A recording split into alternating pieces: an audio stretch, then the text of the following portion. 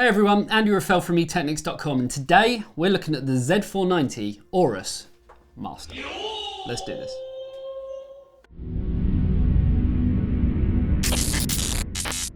The Virtuoso RGB Wireless SE headset from Corsair. With a sleek premium lightweight design, comfortable memory foam ear cups and subtle RGB lighting, it doesn't look like your typical gaming headset. With a detachable broadcast grade microphone, patented slipstream wireless technology and tuned 50mm neodymium premium drivers, it's simply the best headset Corsair have ever created.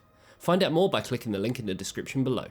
So first things first, before we even sort of delve into the motherboard, I want to make it clear that we're actually filming these videos, not just this one, but pretty much every Z490 motherboard out there from MSI, Gigabyte and ASUS, before we've actually got the processors in hand. So we are going to have benchmarks, but we're just going to kind of plonk them in at the end along with the overclocking section. So just wanted to get that out of the way first and foremost. Now secondly, the AORUS Master range of motherboards I absolutely love. You basically get premium quality, you get fantastic designs, you get amazing features for generally a pretty modest price point. I mean, we all know that Z490 is a little bit more on the expensive side compared to its predecessors and even its kind of competitors. But what do we actually get extra on the Z490 AORUS Master? So talking about price, it actually comes in at $389.99 and the same in pounds. That's pretty much about $100 more than what the Z390 AORUS Master kind of gave us at launch. So do we really get an extra $100 worth of stuff? Now we do know with the Z490 chipset, there is a few little added extras. Some boards have Thunderbolt 3, some boards have, well, all of them have Wi-Fi 6AX. So is that really worth that extra kind of $100 outlay? And obviously when paired with the chips, is it going to give us the performance that makes that, again, worth it? So talking about the design, first and foremost, it is an ATX form factor. And in my personal opinion, it does look like that extra $100 has been well spent. I mean, just look at it, it's completely covered in heat sinks and decent kind of premium materials. It's got this large backplate on the rear of the board. It really just oozes quality. So yeah, I think even the color scheme, Gigabyte have definitely learnt from the kind of previous models where they've had bits of orange on there, which in a kind of roundabout way that does dictate what color scheme you have to go with your rig. Whereas this is very plain, very, I guess, vanilla, but that actually is a good thing because you can accent it with whatever colors you want, depending on whether that comes from RGB, whether that comes from just, you know, colored cables, all that kind of good stuff. So speaking about customization, I actually really like the fact that some of the lighting on this board just, it doesn't look like it's there and then bam, you turn it on and there it is. So basically we have lighting up on the rear I/O, which is, you know, pretty common.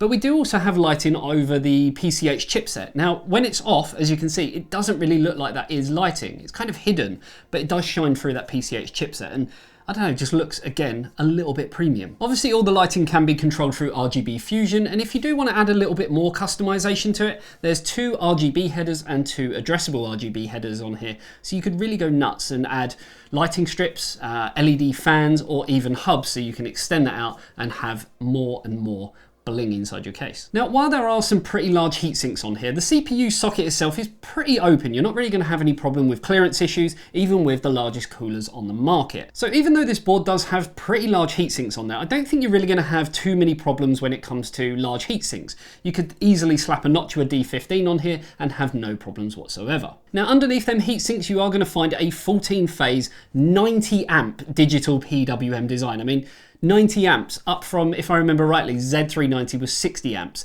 Gigabyte have always kind of been real big on the whole power delivery thing. And just even on top of that, they have a 6-layer PCB that's going to be able to handle, you know, that extra power being put through the board, as well as the extra heat that potentially Z490 as a whole is going to sort of have. Now, having 90 amp power phases on here, you are going to need a little bit of extra juice going directly to the CPU socket. So it has got 2 8-pin EPS connectors, both with metal shielding. And on top of that, the 24-pin also has that metal shielding, which is going to sort of stop any interference.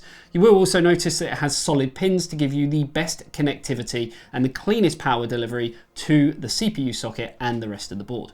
Now, going back to the heat sinks, if you're going to have that amount of power going through a board, you are going to need some pretty beefy heat sinks. And as you can see, around the CPU socket, it's pretty dense when it comes to that. Now, it has got Gigabyte's kind of patented Fins Array 2 heat sinks on there, which do have direct touch. But the only real problem I've got is, look at the board. I mean, just look at it. It's black, it's grey. But then underneath these heat sinks, they've put the most awful coloured thermal pads on the market. I mean, you can just see it shining through underneath and down the side. Seriously, could you have not used black and just kind of tied it in, or just cleaned it up that little bit? I'm hoping that this is only the case for the review sample and maybe the retail versions won't have this issue, but to me, it just kind of stood out like a sore thumb. Now, other kind of cooling on the board is pretty much the whole bottom half of the board. I mean, it's pretty encompassed. So we have the M.2 shields or heat sinks over the M.2. So in theory, if your drives need cooling down just that little bit, this is going to obviously help dissipate the heat. It all kind of stems into that PCH chipset. Now, it doesn't just stop there either, because we do have a fairly large shield on the back, which pretty much takes over most of the board, barring around the CPU socket and the edges. But that's going to help add stability and rigidity to the board, as well as sort of assist in cooling. I'm not saying it's going to make a huge difference, but I mean, it's going to add a little bit of a difference. And to be fair, it looks pretty cool as well. Not that you're ever going to see it. You also have the heatsink that kind of stems into the rear I/O. So it kind of has a purpose, but it does look pretty cool as well. In terms of memory support, this board can support up to 128 gig of DDR4 5000 MHz. All 4 of the memory slots do have sort of shielding on there. And to be fair, I'm just thinking, I'm hoping these new Intel CPUs can keep up with 5000 MHz memory. We all know in kind of past experience that AMD generally do have the better memory controller. So maybe Intel have got a trick or two up their sleeves. It's going to be interesting to see when we actually do some more tests based around kind of memory frequencies and really what it's capable of doing with these refresh CPUs. In terms of kind of looking at all your storage needs, there's 6 SATA ports, nothing really out of the ordinary there. We do have 3 M.2 slots, which as I mentioned, are covered by this large kind of heatsink over there, which stems into the chipset. Now, when it comes to expansion slots, Gigabyte have made it really simple with the Z490 AORUS Master. They have 3 X16 slots, which operate at X16, X8, and X4. They all have kind of the metal armor shielding on there, which is really nice and obviously stops interference. If you are going down the multi-GPU route, not that I think there's a reason to, but the top slot will actually drop down to X8. So you'll be having X8, X8, and then in theory, the third slot would be X4. Now, it is also worth noting that all of the slots on here, all of the M.2, everything is geared for PCI Express 4.0. But don't get too excited there, because that's not actually going to be available until the next Intel launch, which potentially is rumoured to be called Rocket Lake. And well, at the moment, we don't know when that is. But it's nice to see that the board is kind of future-proof ready and good to go when that does actually hit. So you could buy this board now, buy it with Comet Lake S, and then in the future, when the new CPUs come out with PCIe Gen 4 support, all you have to do is change your CPU. You won't need to change your motherboard. Now, as I mentioned, the rear I/O spans from the VRM cooling across to the backplate. Now, on the backplate is a clear CMOS button, a Q Flash Plus button, the Intel Wi-Fi 6 AX201, plenty of USBs, including 3.2 Gen 2 Type A, as well as Type C ports, 2.5G Ethernet, gold-plated audio connectors, and an SPDIF optical port. So that's basically the rundown of the board. Hopefully I've not missed out anything and I've gone through everything. And as I mentioned at the start of this video, we are going to be adding all the overclocking and all of the benchmarking in at the end of this video. So I guess really it's time for me to leave it there and just leave you with the overclocking and the benchmarks that technically I'm filming after this video. God love just filming videos and all that jazz. So yeah, there you go guys. Hopefully you enjoyed the video. If you did, you know exactly what to do, and stick around for them benchmarks, and I will see you in the next one. See you later guys.